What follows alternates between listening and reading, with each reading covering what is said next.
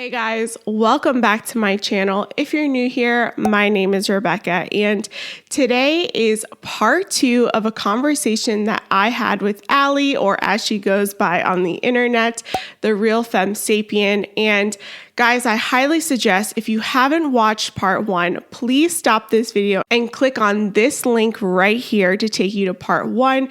It will just give you more context of our conversation. But today we are going to be talking about the body positivity movement, infertility, the sex positivity movement, all of these different things. So guys, please give this video a big thumbs up. Subscribe down below because we are almost at 50K, like literally almost at 50K.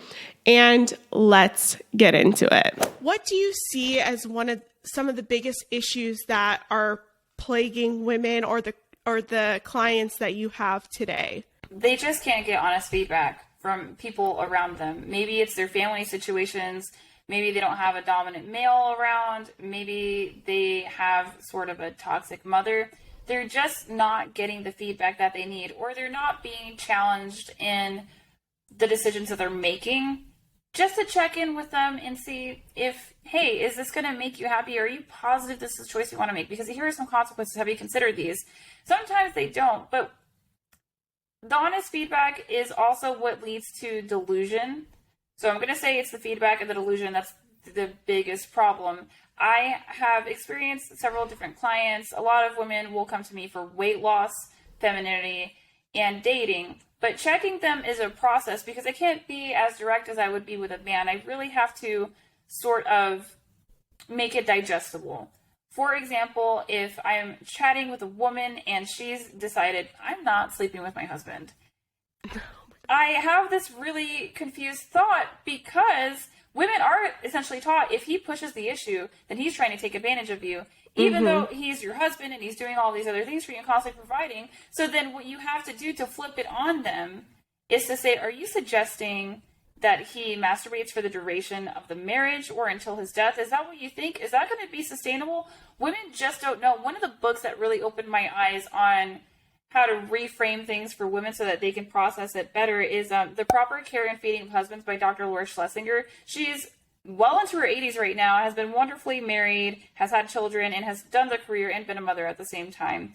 So just having that insight really allowed me to see the private struggles of men and the best way to approach women when it comes to those things. But it's really bad. I've experienced some things where a woman will say, oh, well, I've just put on some weight.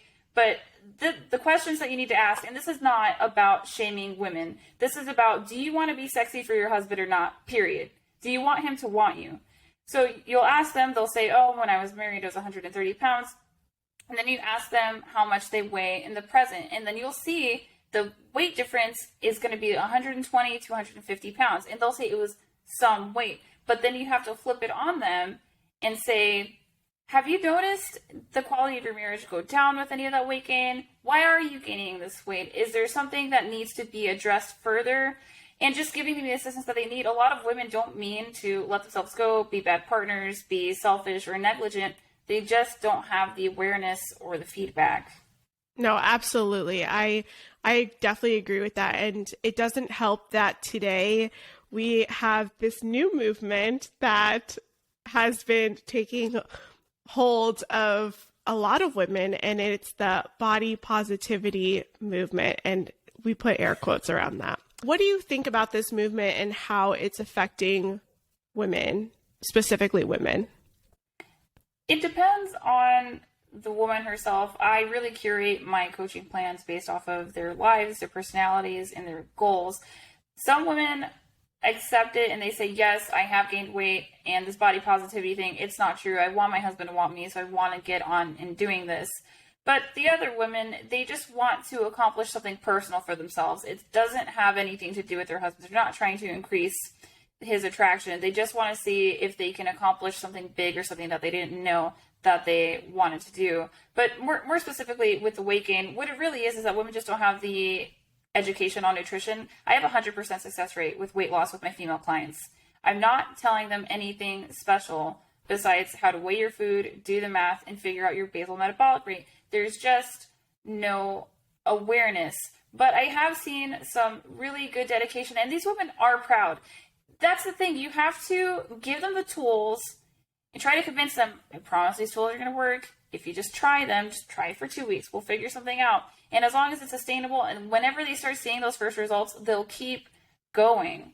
Women just want to try things and be successful with them. And body positivity is not size positivity. Body positivity was when I went to basic training and I found out showering with 60 different women, we come in all shapes. That's what body positivity was. I was actually amazed. I was like, we come in that kind of model? Like, okay, all right. But it wasn't meant for size. And if we care about women and we want them to grow and prosper, it shouldn't be bad to bring up, I love you. I want you to be around for this family. How can I help you to lose some weight? Versus leading them on to be delusional. Because at the end of the day, it's the woman that suffers. Or it's her children that suffer because she died 10, 20 years earlier from heart disease.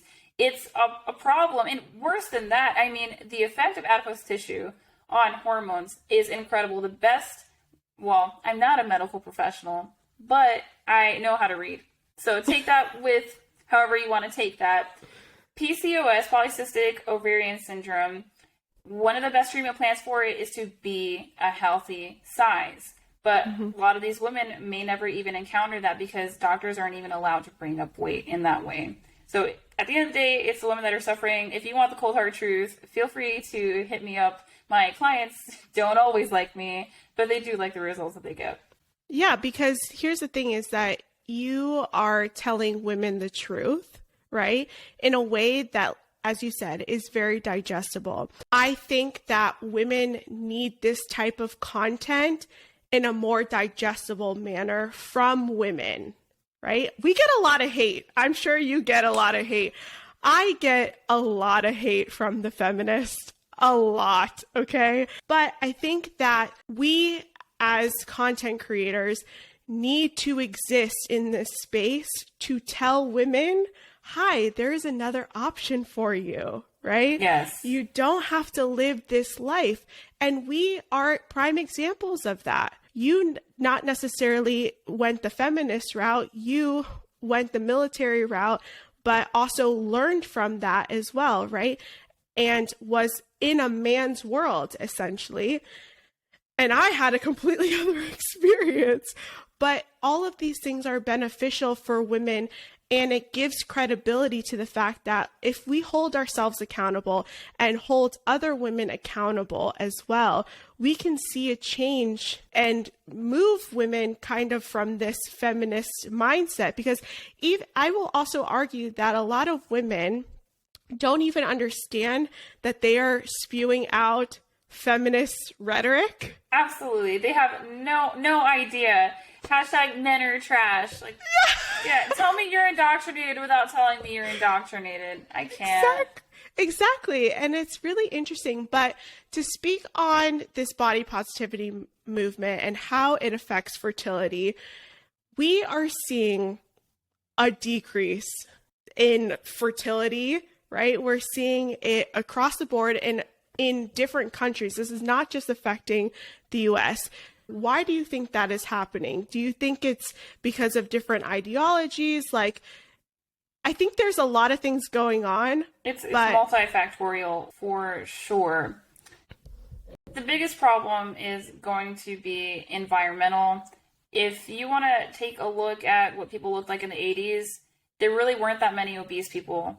And you can talk to anybody who's in their 40s or 50s, just ask them, how many obese people did you really know? They're going to say not that much. And people were not working out because workout options, these gyms that we have now, powerlifting gyms, they didn't exist. So people were getting fit via Jane Fonda, just dancing around their living room, but they were watching what they were eating at the same time. The food was different. But that's just going to be the influence on adipose tissue. Adipose tissue is fat. That's the influence on us just having more fat on our bodies in the modern era. I think it really just comes down to the food. This is a much larger issue. It's sort of an elitist versus the rest of us who have to eat regular foods, because you'll look at celebrities. Kourtney Kardashian does not have Wi-Fi, does not eat out of plastic, and she's just got her health really in order, but she can do that. I am willing to bet as well that she eats organic, but she has those options. The common person doesn't. Fertility has gone down in males and it's gone down in females. We're responding to different hormone disrupting chemicals, but more specifically for men, the biggest issue that's been replicated and proven is going to be phthalate exposure. Phthalate is that BPA that you as a pregnant woman that you've been warned against, but other bottles will say BPF. And those are not that different from BPA. So we're just constantly being attacked by these plastics. But if a woman is pregnant with a male fetus, a male baby, and she is consuming a lot of foods that are covered in plastics, microwaved in plastics, that's going to affect his Hox gene expressions. There are steps that it takes to develop as a human. And when it comes to this part where his testicles and his penis are supposed to form to a full length, there's been a miscommunication or there isn't enough testosterone. It's just being disrupted. So the biggest difference, and I know I'm taking you guys on this wild science ride. We love it. Dr. Shanna Snow, we'll link her in the description. She's got a huge talk on this. She actually discovered this. So the biggest anatomical difference between a man and a woman is the septum in between the genitals. Right? If we look, that's the biggest measurable difference. But the men who are exposed to these phthalates, it's a lot shorter. And the shorter that anogenital distance is, the less fertile he is. So men are under attack by plastics, but women don't respond to other things either. For example, women don't do well with glyphosate. Glyphosate's Roundup. That's going to be what's in our foods. It's so much worse than people really want to think about it. And I don't know why alarm bells aren't going off. Men are half as fertile as their grandfathers. Women are miscarrying twice as much as their grandmothers. This is a bigger issue than we need to hate men or women are trash. We need to come together as a species because the elites, they're not going to care about us. They're already eating organic and out of glass. They don't have these problems. They're not around pesticides, but we are. So I do recommend, just in general, if you want to have a healthier lifestyle, pursue it. Make sure you're eating organic fruits. Try to stay away from vegetables. That is mostly just because they have plant toxins, and not everybody does good with that. Animal proteins, animal fats, those are good for you. It's the refined sugars that are the bigger issue. But that's what is also contributing to women's infertility and men's infertility. It's our environment. We're not adapted to these conditions. We could change it. We could take it all back, but not enough people are aware that, yeah, your seed's under attack, and the rich people don't care whether you're able to have babies or not. What's happening as well is a lot of women are on birth control since they're 15, actually it's less and less, right? Now 14, 15 years old, 13, because women are getting their periods at younger and younger ages at this point. And, we're given birth control and said, hey, you can just take this and you won't get pregnant. But what people don't understand is how it affects the body. If you're missing periods, if you are manipulating your cycle, that is the way that we know that our body is healthy, right? That we are producing enough hormones, that we have eggs, right? That we're actually producing eggs. And we've manipulated women's bodies through birth control. And I've seen women that are on birth control for the majority of their lives get off by the time they're 30, and they said, okay, I want children now, right? I have a husband, I want children now. And guess what? They have to go through IVF. They have to go through other hormones in order to get pregnant because their body is not functioning properly. And we're seeing right now, we're also seeing women are choosing to have children later on in life. And what that does as well is that the chromosomes that are produced in the eggs, right? I can't even say the word maybe you know how to chromosomal? Yeah, chromosomal abnormalities. Yes.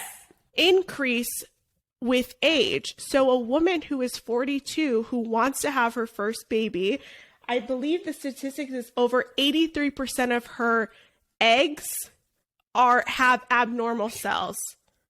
And that leads to higher rates of miscarriage, right? Yes.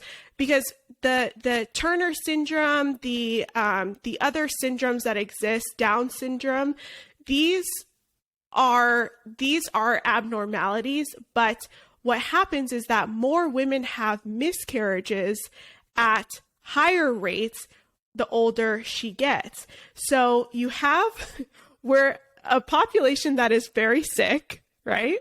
Yes. Like feeding our body toxic chemicals on a daily basis, ingesting them, putting them on our skin, all this other stuff. On top of that, we're told birth control will help you not get pregnant until you want to get pregnant, right?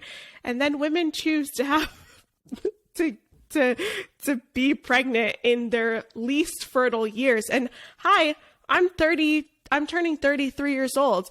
I got to make this baby. I told my husband, he told me, he goes, we got to make these babies back to back.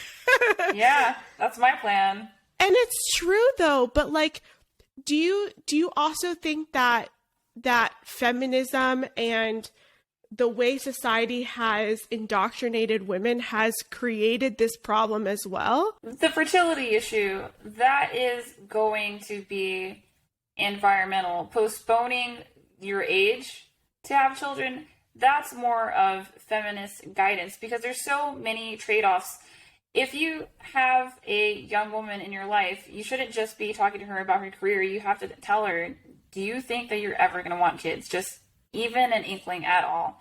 Okay, you do. Well, it's probably best if you do this sometime from your early 20s to your mid 30s.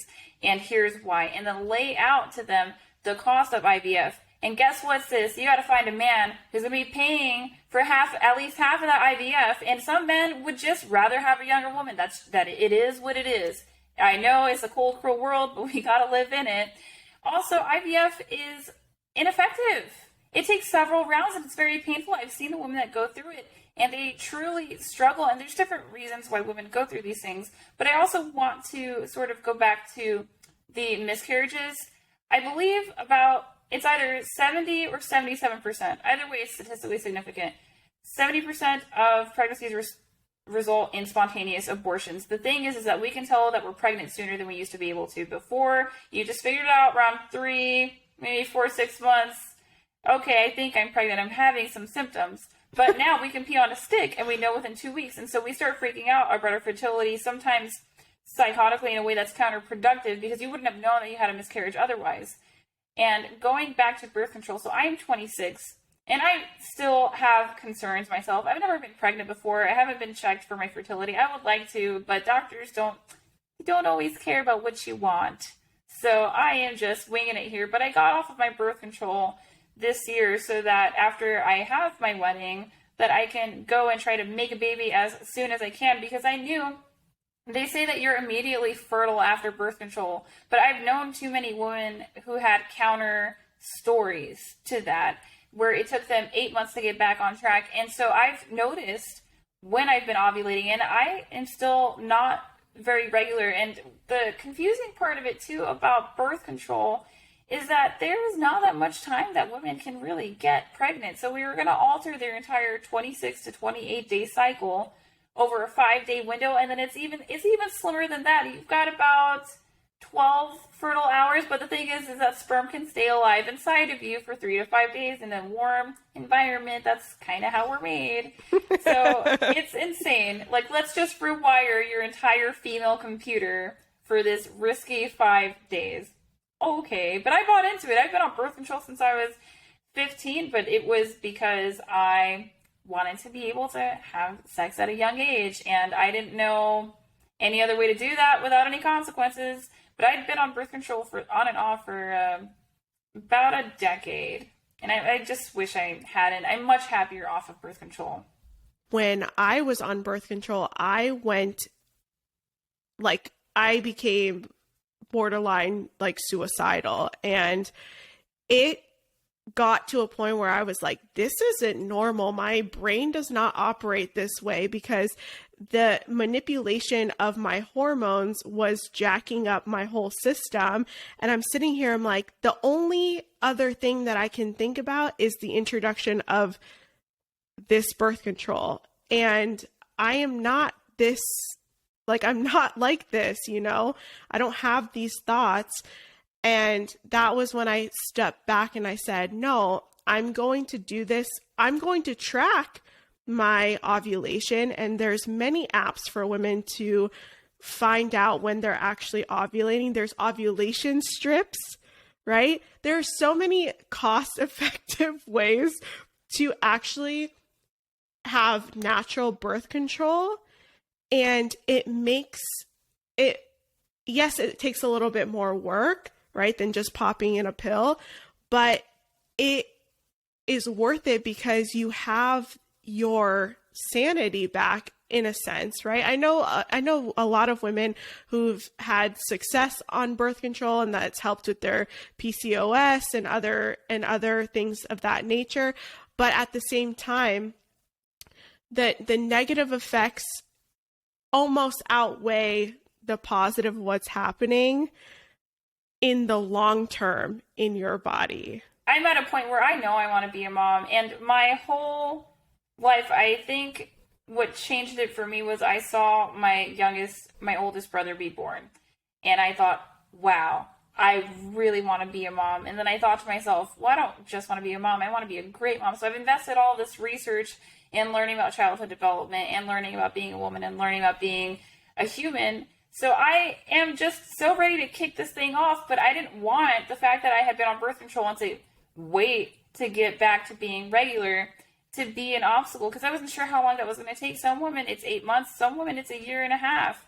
We just don't know. And so I wanted to be on the safe side. I got off of it, and I think it was a decision for the best. But I also think it's really sad that we just resort to birth control off the bat. You want to have sex without consequences, let's do birth control, because it's the women that suffer at the end of the day. There are other ways, like you were saying, but they require a lot of effort. I get it. Like, I'd rather pop a pill than take my own basal temperature and put it on a chart for over a month. I understand it, but we should talk to women more about their options, but also different forms of birth control. You can go to your OBGYN and talk to them about the symptoms you're having.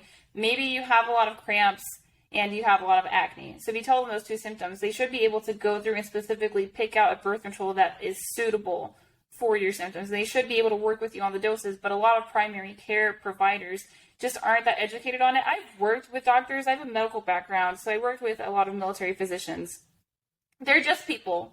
They're just people. So you have to go there with some already knowledge about yourself, your cycle, your symptoms as a woman, and present it to them so that way they can do their homework. Because there is such a thing as medical Google. It is called Up to Date, and they go on it all the time. So just learn to advocate for yourself as a woman, because no one's going to know your body better than you.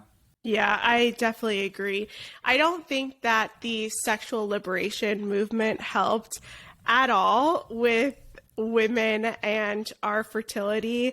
I think it's actually made it a detriment to women, because the first thing that they do is push birth control once a girl gets her period. So she never experiences the actual, like, she doesn't experience what her period would actually look like, because you're manipulating it from the start. You are literally telling girls to over sexualize themselves, pump themselves with hormones, and then tell them, hey, you can be a boss babe, do everything, have everything. And how do women not malfunction? Like, I'm just curious. And on top of that, we have a biological clock that is ticking, and we actually have a time frame. We are working in two different systems. Women and men are not the same biologically, physically, emotionally, spiritually. We are not the same. We are wired differently, and we are created differently.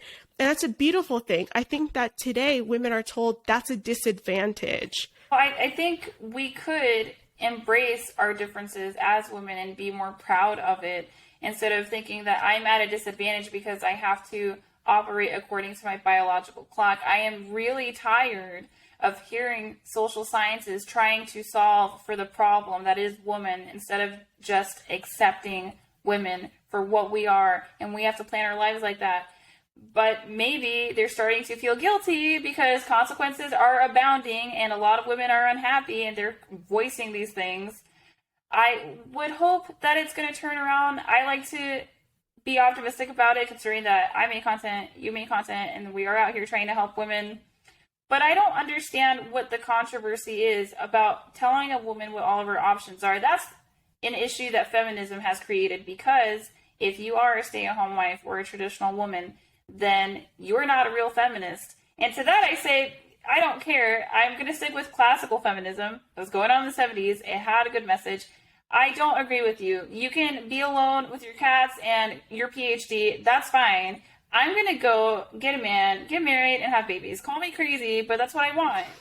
Yeah, I think that feminism, modern feminism, is actually against women because they look at me, they probably looked at you in disgust, like, hi, you're moving us backwards. But the entire point of feminism was the ability to choose what we wanted with our lives. You and I both went down the path of working hard, going out, getting the bacon, making the bacon, cooking the bacon, like all of this other stuff. To me, I was exhausted. I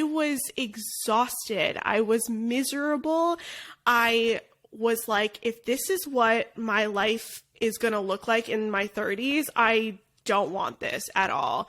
And it took me to have like a hard look at myself and what I actually wanted, because going back to what you said before, a lot of women are operating in fear. They don't want to have kids because they're fearful of what that would look like. Oh, I'm not going to be a good mom. Oh, my childhood trauma, all this other stuff. But what happens is that all of this fear, it doesn't help women. It doesn't help us progress in life.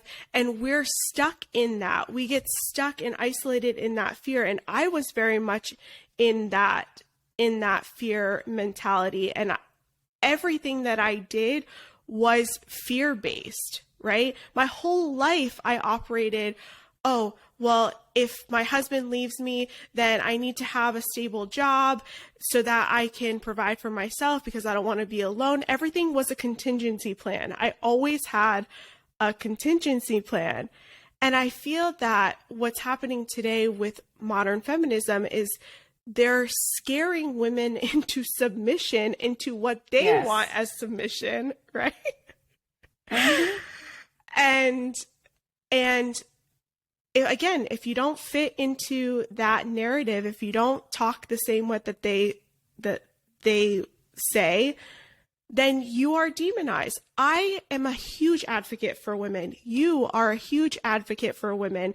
You want women to win in relationships, to have happy, healthy marriages. That's what I want. How is that not pro-women? How is that not feminist, right? And that's what we're seeing. But today we're seeing this feminist movement be against people like us, women like us. And it's sad. I think it's absolutely devastating because I think women today are more confused than ever. Would you agree with that?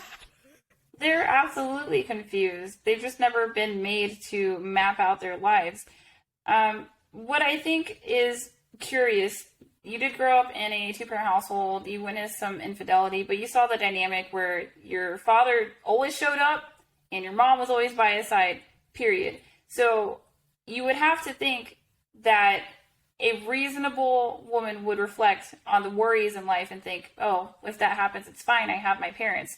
But society still got to you anyway, and that made you operate out of a fear mentality. That happens to a lot of women. It's hard even when they come from two-parent households and they know I have a security and a safety net. Things are going to be okay because I have a tribe. But they go out there and then they think that they have no one. It's incredibly isolating. It's like they have to isolate you to get you to go along with their movement because these extreme progressives, they cannot influence. They can only control. So that's what they seek to do, is to control your life and your narrative. As a woman, I am in college right now, truly truly regretting it, truly hating it. But just seeing some of these women around, you ask them what they think about their life, and they just know what job they're going to have. Mm-hmm. And I feel just so badly for them. And it's not that I feel badly for them because they're too stupid to have these ideas, but I feel bad that they're so misguided, that we're not having these intimate conversations with one another. I think Gen X mothers have done something really awful in not communicating with their daughters at all. I think part of that's going to be the baby boomer generation as well. There's a lot of opinions about baby boomers, but there are some books that suggest that they were the first consumerists and the first ones to implement instant gratification. And we're seeing that kind of leak everywhere. Mm-hmm. But I think we can do something about it. At least I hope. Yeah. So I loved this conversation. I want to have you back on the channel, but I want to ask you in closing, what advice do you have for women? Just, it could be broad. It doesn't have to be specific. And are you hopeful for the future? And how do you see us moving forward? The best advice that I would give young women is to understand that you're going to want 4 things. And you're going to want these 4 things no matter what, no matter your socioeconomic status, no matter your upbringing. You're going to want the husband, the kids, the job, and the body. Most women can only have 2. Above average women can have 3. Anomalies can have all 4.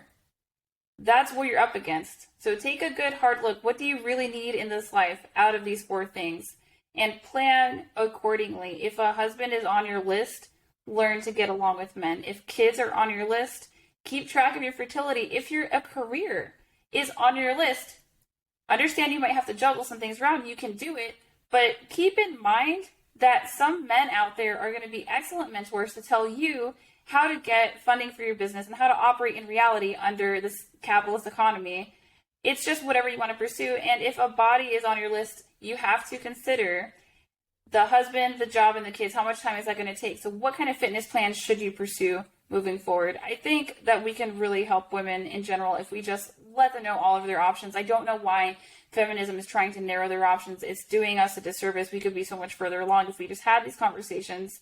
And to say, it's okay if you like traditionalism, if you like gender roles, but it's also okay to pursue different avenues. I'm sure you and I both know some women who are actually happy and content and potentially childless, but they're out there and they're pursuing their wildest dreams. They're in the jungles doing their PhD research, doing their life's work. That's a lot different than ending up single and childless by default. Boom. Mic drop. Allie, thank you so much for coming on to my channel. I really appreciate it. I love how much of a critical thinker you are. We brought up a lot of topics today, and I'm sure we just skimmed the surface at this point. There's so much more to go down, but that's for another video. Thank you so much. And by the way, guys, all of her stuff will be linked down below. Her Instagram, her YouTube channel. Get her subscriber count up, okay? Like, I want to see this girl thrive on YouTube. So with that, guys, please make sure to give this video a thumbs up, subscribe down below, and I will see you on the next one.